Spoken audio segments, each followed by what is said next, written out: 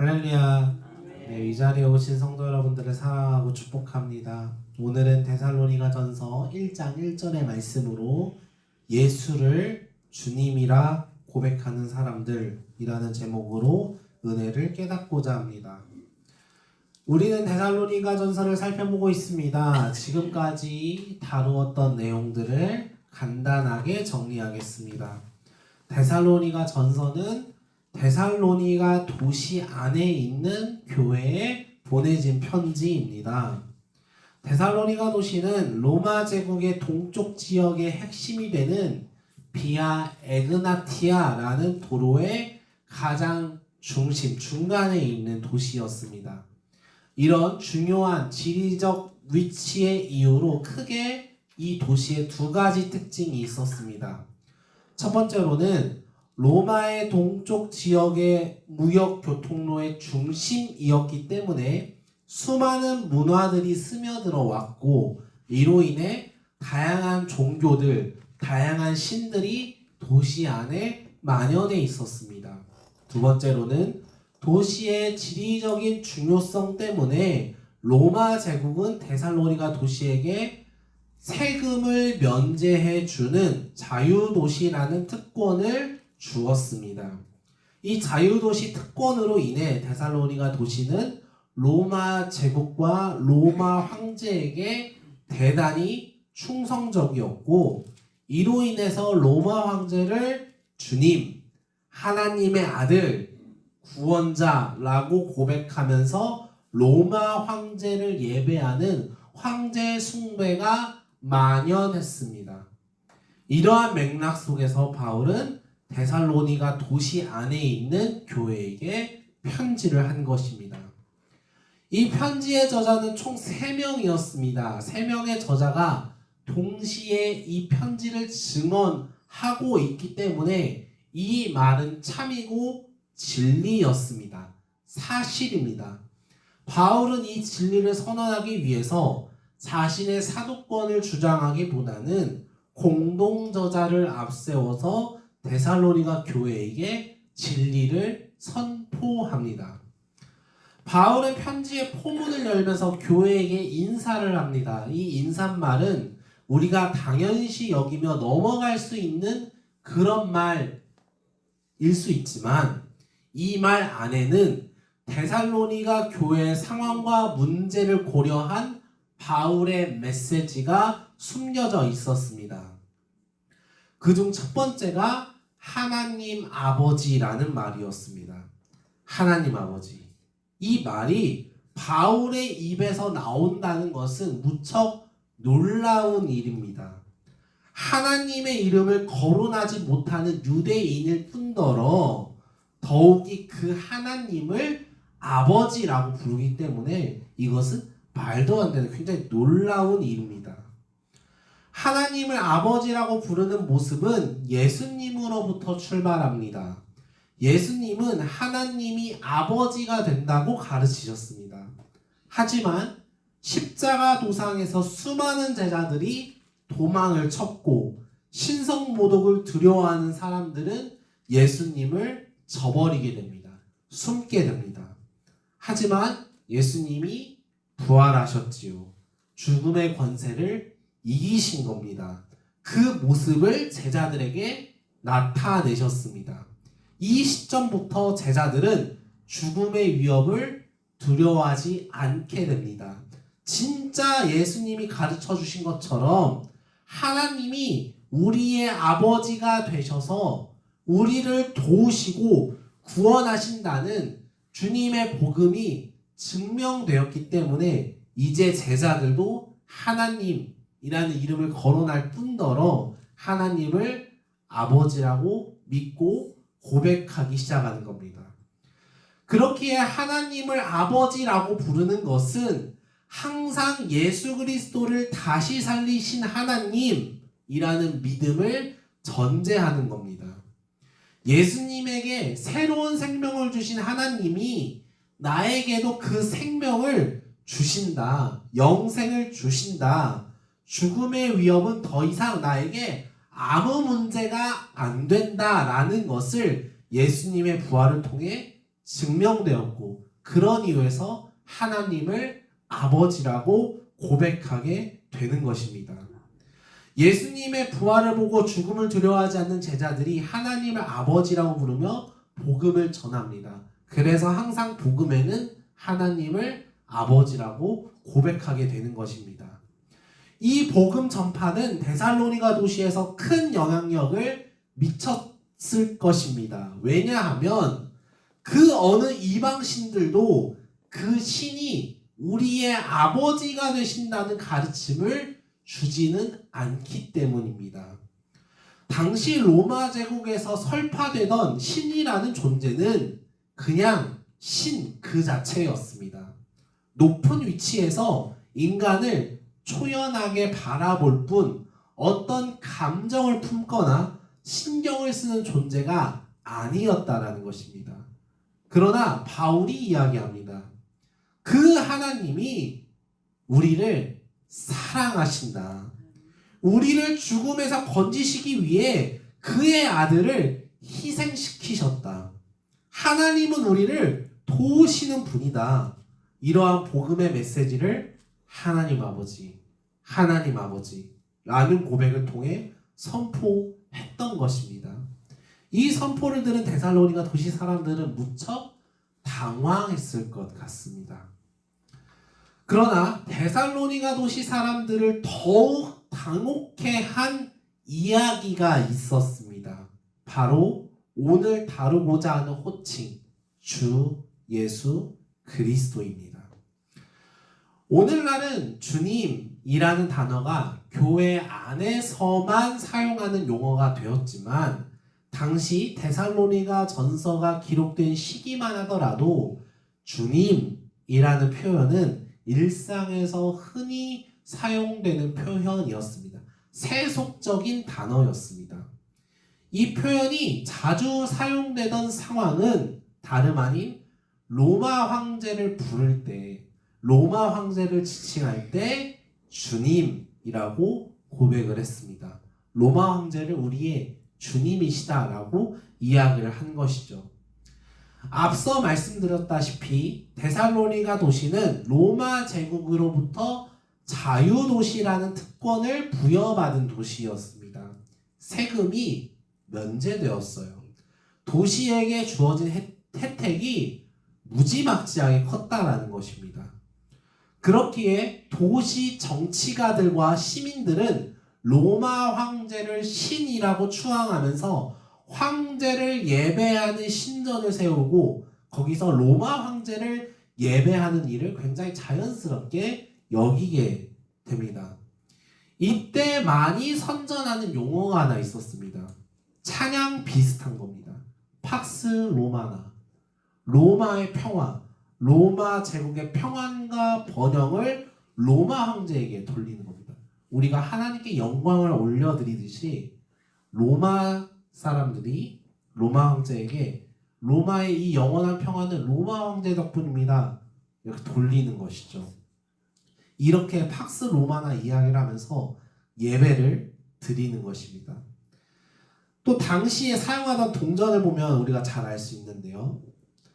동전 앞면에는 존엄한 신의 아들 로마 황제라고 쓰여 있고 동전 뒷면에는 최고의 제사장, 대제사장이라고 쓰여 있습니다. 달리 말하면 로마 제국 지배 아래 있던 도시들이 로마의 식민 지배를 받고 있는 이 도시들이 이 동전 화폐들을 사용할 때마다 로마 황제는 하나님의 아들이야. 로마 황제는 신의 대리인이야. 로마 황제는 이 나라를 다스리며 모든 종교를 다스리는 최고의 권위자야. 대제사장이야 라고 고백했다는 거죠. 이것을 인정하고 순종했다라는 것입니다. 번외지만 우리가 복음서에서 보게 되면 예수님이 데나리온을 보고 가이사의 것은 가이사에게 하나님의 것은 하나님에게 라는 말씀을 하신 뒤요. 이 동전이 그 동전입니다. 세상에 속한 사람들은 로마 황제를 세상을 다스리는 주님이라고 인정하는 거예요. 화폐를 쓰면서 대제사장으로 인정하는 거예요. 화폐를 쓰면서. 하나님의 아들은 로마 황제이며 로마 황제가 주는 평화가 팍스 로마나 세상에서 누리는 영원한 평화라고 인정했다라는 거예요. 이때가 굉장히 당연하게 여기는 문화이고 흐름이었다라는 거예요. 이런 모습이 만연한 데살로니가 도시에게 바울이 말하는 겁니다. 예수님이 주님이시다. 큐리오스다. 진짜 주님은 로마 황제가 아니다. 진짜 하나님의 아들은 로마 황제가 아니다. 바로 예수님이다 라고 담대하게 선언하는 것입니다. 이것은 굉장히 위험한 발언이에요. 로마 제국과 로마 황제를 추앙하는 데살로니가 도시에서 진짜 주님은 로마 황제가 아니라 예수님이야 라고 말했다라는 거예요. 그럼 도시 분위기가 어떠했겠느냐라는 거죠. 우리 말씀 같이 읽어보도록 하겠습니다. 시작. 형제들아, 너희가 그리스도 예수 안에서 유대에 있는 하나님의 교회들을 본받은 자 되었으니 그들이 유대인들에게 고난을 받은 바와 같이 너희도 너희 동족에게서 동일한 고난을 받았느니라. 우리가 너희와 함께 있을 때에 장차 받을 환난을 너희에게 미리 말하였는데 과연 그렇게 된 것을 너희가 아느냐. 아멘. 데살로니가 전서를 세세하게 읽다 보면 우리는 데살로니가 교회가 현재 고난받는 상태 중에 있다라는 것을 확인해 볼 수 있습니다. 만약 우리가 데살로니가 도시의 상황을 제대로 알지 못했다면 이 고난이 무엇으로 인한 고난인지 구체적으로 이해하기는 어려웠을 것 같습니다.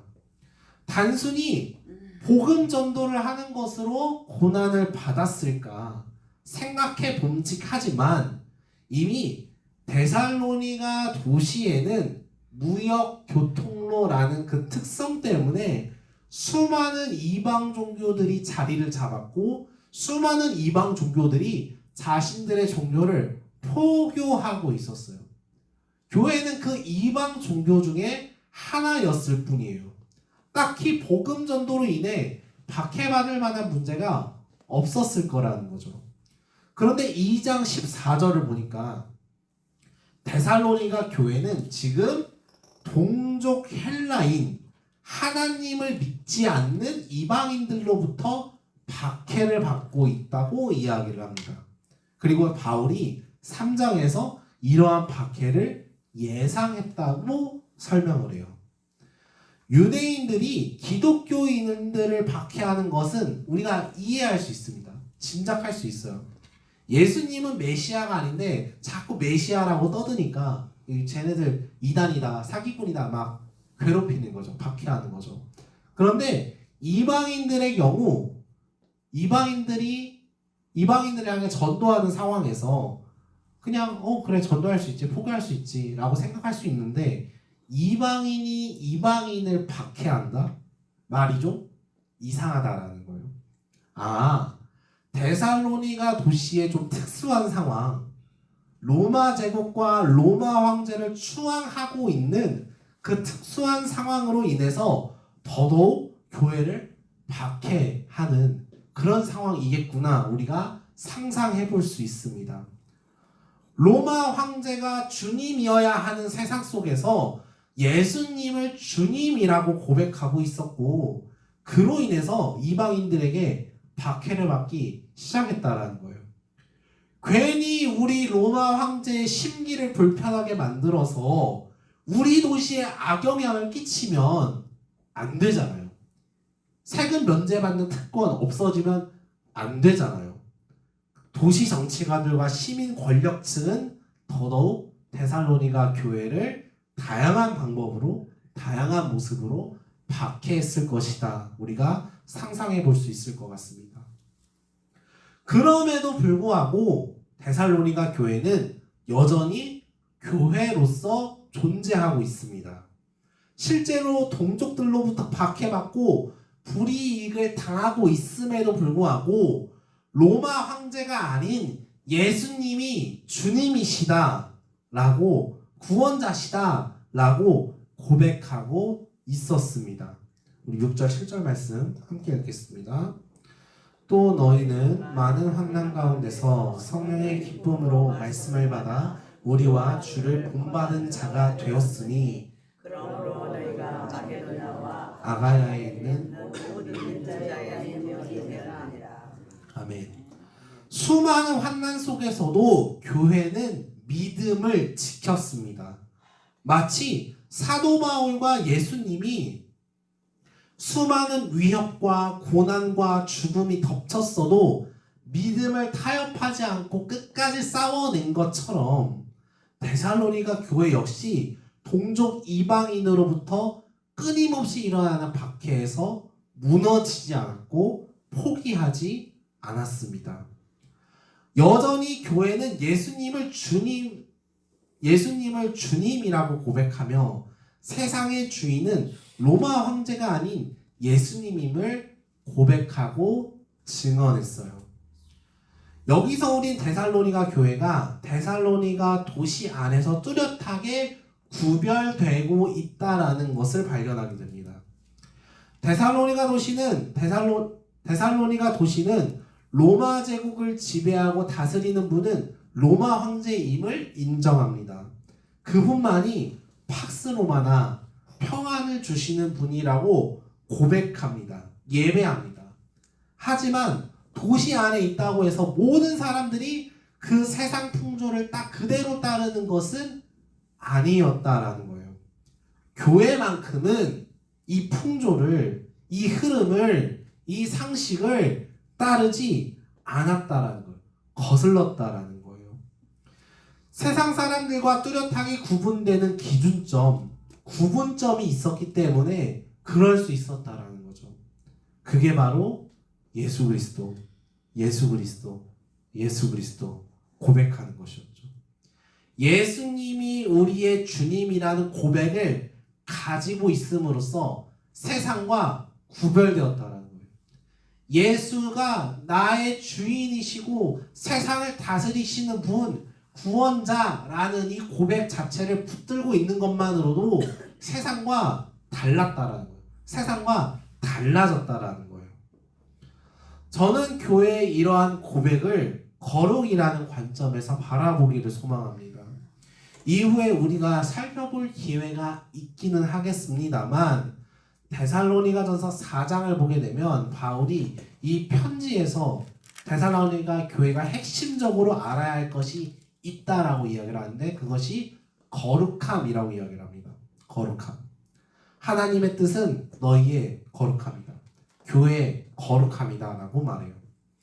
여기서의 거룩함은 뜬구름 잡는 허황되고 추상적인 이야기가 아닙니다. 데살로니가 도시는 제국과 황제를 향해 맹목적으로 추종하고 충성했던 도시였어요. 그게 세상의 논리였고 세상의 이치였고 마땅히 따라야 할 풍토였다라는 거예요. 그러나 교회는 황제가 아닌 예수님이야말로 우리의 주인 되시는 주님이시다라고 고백했다라는 거죠.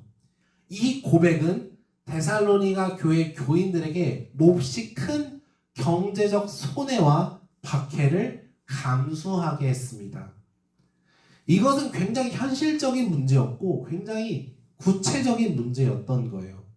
교인들의 삶에 직접적으로 영향을 끼치는 굉장히 중요한 문제였다라는 거죠. 그럼에도 불구하고 그들이 주 예수 그리스도라는 고백을 포기하지 않았던 이유는 무엇이었을까? 데살로니가전서 전체에 걸쳐서 바울이 설명하는 것이기도 합니다. 바로 부활입니다. 구원입니다. 로마 제국과 로마 황제는 육체의 생명을 지켜줄 수 있다고, 평안을 줄 수 있다고, 영원한 평화가 여기에 있다고 유혹하긴 하지만 영원한 생명은 주지는 못하는 거예요. 죽음을 이기시고 부활하신 예수만이 영원한 생명을 주시는 분이라는 것을 교회는 알았어요. 믿었어요. 잠자는 자들의 첫 열매가 되신 그리스도를 우리가 주님이라고 고백하고 믿었기 때문에 그 믿음으로 말미암아 살리라라는 확신이 교회 안에 넘쳤다라는 거예요. 부활 소망이 그들에게 있었다. 부활 신앙이 그들에게 충만했다라는 거죠. 데살로니가 교회가 가진 부활 신앙은 세상을 등지는 신념이 아니라 세상의 가짜 주님들이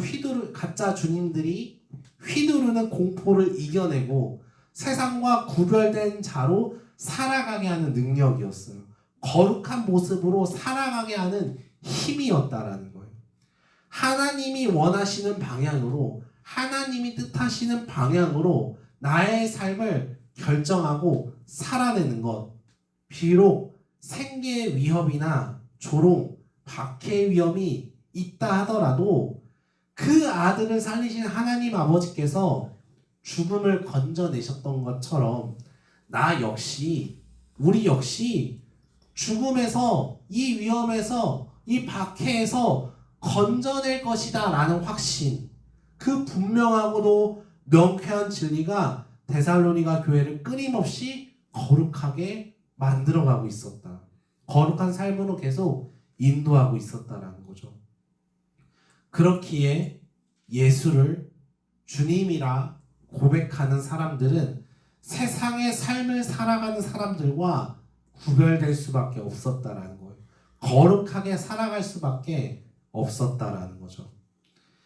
단순한 신앙 고백이 아니라 우리의 삶을 세상으로부터 완전히 구별시키는 믿음, 완전히 구별시키는 고백, 그것이 바로 주 예수 그리스도입니다.